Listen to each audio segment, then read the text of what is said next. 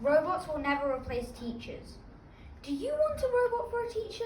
Sure, they might have more program knowledge or ongoing endurance, but what makes teachers 10 times better than robots is that teachers have one thing robots do not, and will never fully have: a personality. You may have a common interest with a teacher, or might have a conversation when you pass by in the corridor. Robots don't care. To them, you are just a life form that they have been programmed to teach. They won't care. They won't have a friendly conversation with you. They won't share an interest with you. They won't try to figure out why you may be struggling with a subject. Schools won't ever be the same with robots teaching us.